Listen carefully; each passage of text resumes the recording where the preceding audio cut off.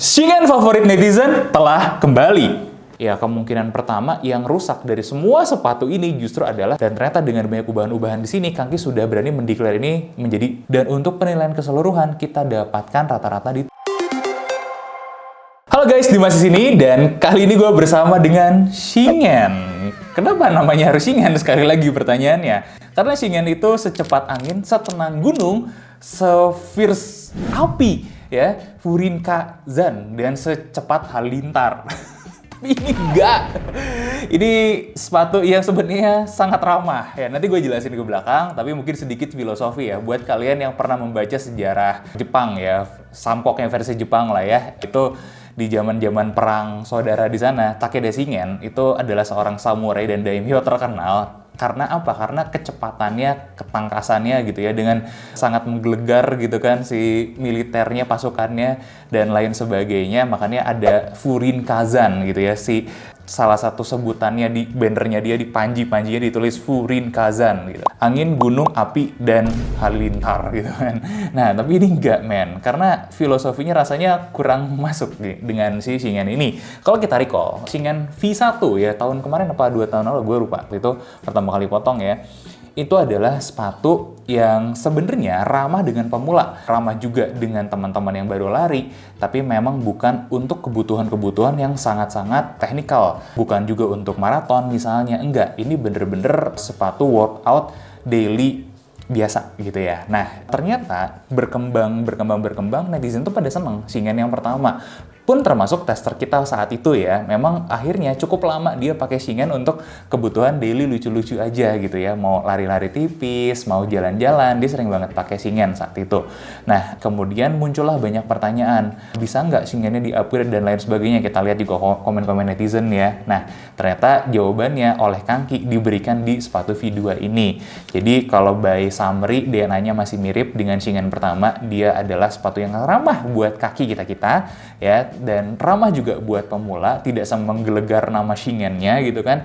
Nah, tapi apa aja yang terjadi di sini, apa aja upgrade-nya, langsung aja kali ya kita gas bedah sepatunya.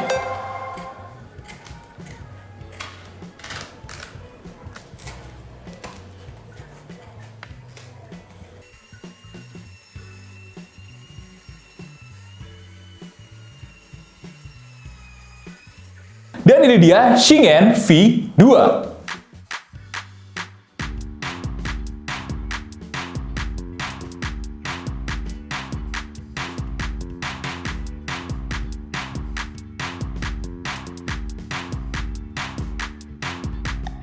Yo, gue udah pegang Shingen V1-nya di sini, tapi gue mau bahas dulu dari yang ada di V2-nya ya. Pertama, kita lihat dari segi upper tentu saja. Satu hal menarik yang tampak di sini adalah penggunaan tali khas sepatu-sepatu running kekinian zaman sekarang. Karena apa? Karena tali ini ternyata terbukti bisa bikin lockingnya itu lebih baik ya. Meskipun tidak sebagus mungkin yang punyanya 2 shoe ya, yang mahal itu. Tapi setidaknya pengalaman kita ngelihat beberapa brand yang terjangkau pakai ini, itu sudah sangat membantu sekali lockingnya sedikit lebih baik. Nah, di compare dengan yang dulu nih, ini tali sporty biasa ya. Ya, banyak sepatu-sepatu yang kalau boleh dibilang udah lebih lama lagi, kebanyakan pakai kayak gini, ternyata nggak salah ya. Cuman di era modern, tali kayak gini tuh satu, ukuran lebih kecil, jadi apa? Mengurangi bobot, yang kedua lockingnya lebih bagus. Pilihan bagus sih sebenarnya Kangki ya. Bisa pakai tali kayak gini, ini sangat menarik ya. Kalau kita lanjut lagi juga dengan pemilihan material berbeda. Yang dulu tuh sebenarnya materialnya, lihat deh, ini terlihat tough ya dan premium, pun kita juga setuju dengan itu. Nah, tapi yang baru ini terlihat lebih teknikal dan lebih modern. Ya, ini kalau teman-teman sering keliling-keliling ke beberapa manufaktur mesh gitu ya, ini juga termasuk salah satu mesh yang baik ya. Jadi pemilihannya good job sekali nih Kangki untuk upgrade, ya bener-bener terlihat sekali. Dan di sini sudah ditegaskan kalau ini adalah part of Kangki running, dimana sebelumnya kita pernah ngobrol juga dengan pihak Kangkinya, mereka belum mengklasifikasikan sebagai sepatu lari. Ini memang sepatu untuk kegiatan-kegiatan sporty aja. Dan ternyata dengan banyak ubahan-ubahan di sini, Kangki sudah berani mendeklar ini menjadi sepatu running. Nah, dari segi upper sendiri sudah kelihatan sih, ini sudah running friendly ya, sudah proper. Nah, tapi kan di kita biasanya kita siksa lebih lanjut ya. Nah, ini kan, Mas, ini kan meshnya kayak begini. Ya, bolong-bolong gini kuat nggak nih? Nah, gue coba tarik nih pakai alat ya. Ternyata by alat pengetasan kita, sebenarnya sejujurnya beberapa kali kita tes ya, kisarannya nggak jauh ya, di 3 kg force dia bisa nahannya, yang artinya tidak buruk sama sekali. Dia kalau kita bilang itu masuk ke rata-rata ya. Rata-rata kalau kita lihat banyak sekali sepatu lari pada umumnya pun ada di ketahanan segini untuk ketahanan tarikannya. Jadi kalau kita rating gitu ya dari skala 1 sampai 5, dia ada di tengah-tengah, itu skala 3. Gimana dengan kekuatannya? Namanya di Indonesia kan ya kita nggak tahu ya, habis demonstrasi, habis ada kerusuhan misalnya, kita harus lari ke tempat-tempat tersebut. Nah, suka ada aja material-material tertinggal, ada batu, ada kayu, dan lain sebagainya. Nah, kuat nggak dia? Ternyata kita coba Dremel dan ternyata cukup kuat. Kalian bisa lihat sendiri, bukti nyatanya dia itu ada damage-nya, tapi sedikit ya, tidak sampai merusak keseluruhan, tidak sampai jebol, bahkan ini adalah kondisi yang baik kalau kita boleh bilang, dan rata-ratanya ini sudah masuk ke rata-rata yang agak tinggi. Jadi kalau dari skala 1 sampai 5, di mana 5 itu biasanya dipegang sama mesh yang nggak jebol sama sekali kayak Asics waktu itu kita tes ya. Ini ada di angka 4 ya, slightly below tapi masih terbilang baik di atas rata-rata. Gimana dengan bagian liningnya nih? Ini liningnya ternyata ya pakai material kayak gini ya. Gue sudah menebak ini memang ketahanannya nggak akan terlalu bagus. Terbukti ketika kita Dremel dia habis di detik keempat sampai detik kelima. Tapi ini nggak buruk sama sekali ya. Karena apa? Ya memang ada plus minus, dimana material kayak gini tuh plusnya adalah dia sangat nyaman sekali ke kaki kita ya. Dan satu lagi dia juga ringan. Jadi ya untuk saving weight, sepertinya pemilihan materialnya liningnya sedikit lebih tipis. Ya nggak apa-apa juga sih. Gue mau kasih tau kalian aja, ya kemungkinan pertama yang rusak dari semua sepatu ini justru adalah kemungkinannya di sini nih ya, dengan pendalaman kita. Bahkan setelah kita ngecek juga di area-area yang lain termasuk soalnya ya. Nah, beberapa tambahan cukup menarik. Gue pengen menegaskan aja kalau ini adalah non-gasseted tongue di sini ya. Kalian bisa lihat. Ini juga nanti akan ngaruh sedikit sama kenyamanannya. Nah, sekarang kita fokus dulu aja dengan yang terjadi di sini. Untuk material-material di uppernya sendiri kita berikan rating 5,3. Yuk masuk ke dalam ya. Lebih dalam lagi kita temuin insole. Insole-nya ini adalah insole terbarunya Kangki yang sudah upgrade ya, dimana dia punya tiga material ya, material fabric ya, pelapis bagian atasnya. Kemudian, nah di sini ini tuh karakternya lebih kayak Ortholite sebenarnya, cuman jujur gue nggak yakin ini apakah ini Ortholite atau bukan gitu ya. Nah, tapi di sini uniknya dia dikasih density yang berbeda, yang oranye ini dia sedikit lebih keras. Nah, jadi ada sedikit mensupport juga di bagian belakang. Good job pemilihan insole-nya Kangki ya. Ini juga insole yang cukup menarik. Dengan cek durometer itu 18 sampai 19 HA. Jadi cukup empuk juga. Gimana dengan midsole-nya? Midsole-nya ini kalau kita lihat karakternya seperti eTPU yang banyak juga sekarang dipakai sama brand-brand sport Indonesia. Bagus, cukup menarik juga. Dimana kelebihannya juga dia biasanya tidak sensitif sama suhu dan gak gampang kempes. Itu ya kelebihannya ya. Meskipun untuk energi return-nya bisa berbeda-beda tergantung nanti banyak hal ya. Nah, kalau kita cek di sini, dia itu durometernya 14,5 sampai 15 HA. Ini karakternya lebih keempuk daripada Bonchi gitu ya. Karena kalau kita lihat mungkin dari beberapa yang lain yang dengan midsole kayak gini biasanya sedikit lebih keras. Dan terbukti juga pas kita tes Bones, nanti kita akan bahas juga di performance ya. Dia tidak seperti itu ya. Ini satu hal tambahan, ini adalah plated shoes ya, tapi bukan plate dalam artian kita akan dapat plate ini buat tambah energi return-nya gitu, enggak. Ada sih mungkin kalau kita giniin ya. Tapi kenyataannya ketika kita pakai juga bukan. Ini lebih berfungsi menjadi sanks ya. Itu nanti gue akan bahas lebih dalam juga. Nah, sedikit pertanyaan, beda nggak materialnya sama yang ada di V1-nya? Kalau kita temukan sedikit berbeda, di mana yang V1 plate-nya itu sedikit lebih keras, sedangkan di yang kedua ini sedikit lebih lunak dan lebih lentur gitu. Jadi sebelumnya mungkin kita nemuin ini sedikit mengganggu untuk kebutuhan lari ya. Sekarang yang kedua ini dia sudah lebih enak lagi platnya yang ada di dalam sini. Oke, kita lanjut lagi. Outsole-nya gimana? Outsole-nya itu ternyata menarik nih ya. Kita lihat, dia itu ketebalannya 3,1 mm dan kita Dremel selama 30 detik, hasilnya sisanya 2,9 mm. Yang artinya dia cuma berkurang 0,8 mm. Nah, harusnya sepatu ini tuh nyampe duluan, karena kemarin kita sempat bahas beberapa sepatu Indonesia yang punya outsole badak-badak ya, mendekati ke ranahnya Vibram dan Continental, dan ini juga ternyata menjadi salah satunya, badak banget ya. 0,8 guys, itu artinya apa? Kalau kalian sering lari nih dengan cepat di jalan, banyak bergesekan, ngerem pakai motor juga misalnya, ini outsole-nya cukup badak dan cukup mampu untuk bertahan ya. Jadi nggak usah khawatir outsole-nya cepat habis guys, meskipun ini bukan sepatu mahal ya. Dan kita berikan rating untuk material ya, outsole-nya itu di 9 dari 10. Rata-rata ratingnya untuk material kita dapat di 7,15. Gimana dengan konstruksinya? Jadi beberapa yang kita cek itu adalah dari upper ke outsole, terutama bagian depannya ini menyatu dengan sangat baik sekali. Bagus seperti ekspektasi kita terhadap kaki ya. Biasanya memang dia lem-lemannya bagus. Kemudian yang lebih bagus lagi adalah dari shock liner sini ya. Ini shock liner atau alas TA itu ke bawah, baik itu ke plate-nya maupun ke material midsole, ini juga menempel dengan baik sekali. Sangat-sangat bagus ya. Kemudian yang sangat-sangat bagus juga, hampir nempelnya dengan sempurna, itu adalah dari outsole ke midsole-nya. Jadi Kangki selalu menjaga kualitas lem-lemannya ya, terbukti sampai sekarang. Udah gitu kalau kita cek sampai keseluruhan pun, semua lem-lemannya itu rapih, nggak ada lem bleber, jejak-jejak lem yang nggak perlu itu nggak ada. Kemudian semua jahitan-jahitan termasuk strobel stitch di dalam itu juga rapih. Jadi semuanya sudah sangat baik ya. Kita berikan rating 8 dari 10 untuk konstruksinya. Oke, sekarang menjawab pertanyaan, yaitu di kenyamanannya. Senyaman apa sih sepatu ini? Pertama, kita akan bahas dari segi bobot dulu, di mana bobotnya itu 240 gram.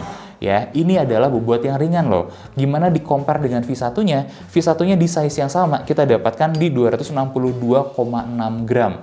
Jadi memang secara angka yang kita dapatkan, dia sudah lebih ringan. Itu satu ya. Terus fittingnya itu juga berbeda. Jadi kita temukan, kalau kita liatin side by side gini ya, si last yang dipakainya itu sudah berbeda, dimana V1 itu cenderung agak narrow, sedangkan di V2 itu sudah lebih wide, mengakomodir kita-kita nih yang punya kaki yang lebih lebar.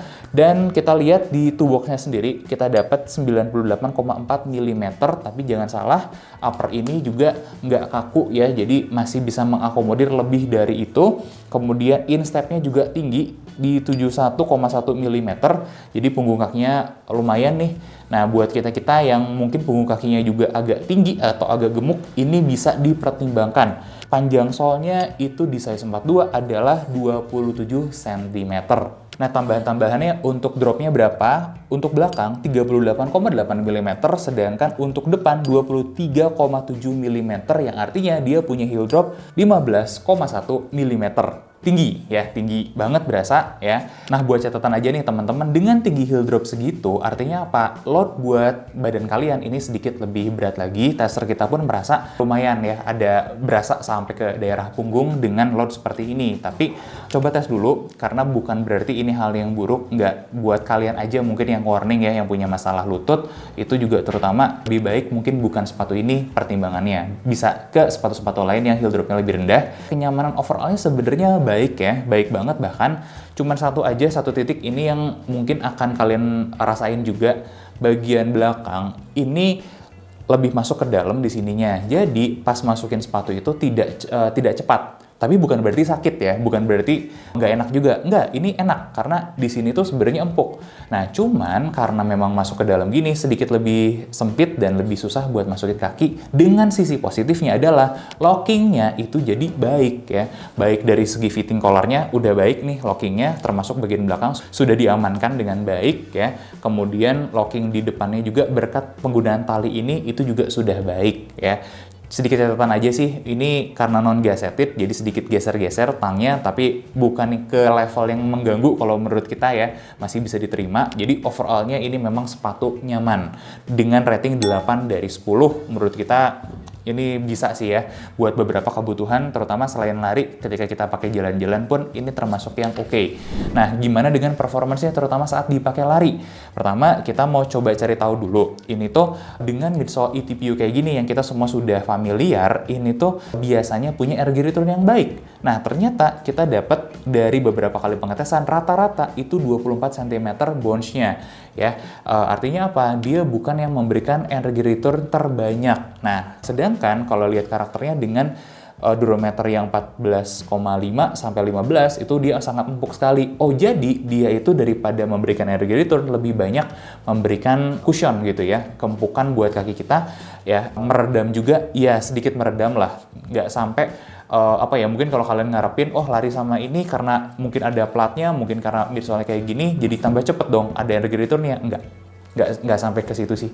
Ini fun buat dibawa, nyaman, enak gitu ya, impact-nya juga nggak terlalu berasa ke kaki. Itu sih penemuan kita dari segi karakter soalnya ketika dipakai lari.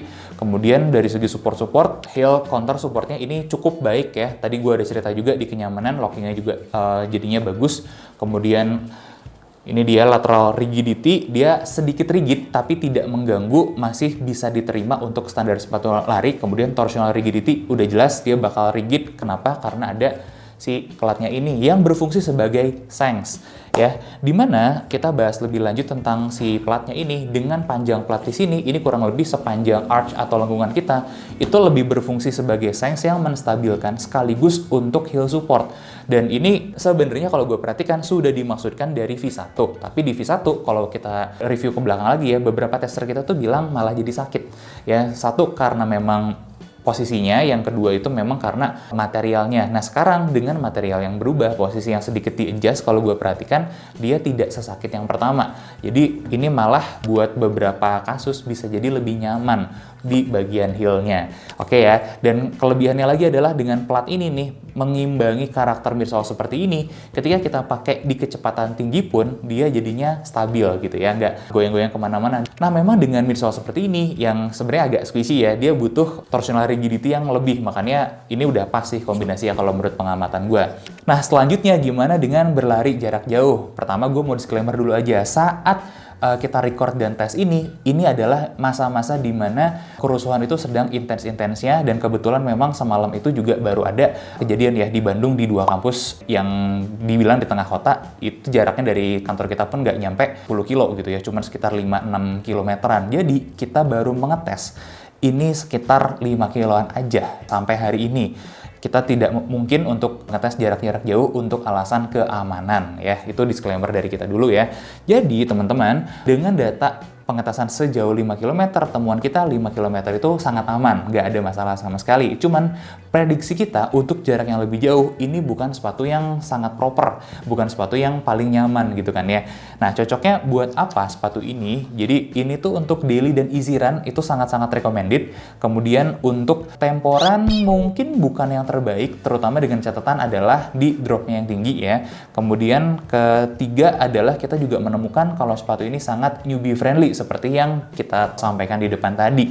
Nah, jadi kalau kalian ada yang akhirnya punya kesempatan buat ngetes 10 km atau lebih, boleh sharing pendapatnya seperti apa. Karena so far kalau menurut pengamatan kita dan prediksi kita, ini bukan untuk jarak yang terlalu jauh gitu ya. Untuk performanya sendiri, dari hasil pengamatan dan pengetesan kita berikan rating 7,5. Dan untuk penilaian keseluruhan, kita dapatkan rata-rata di 7,66.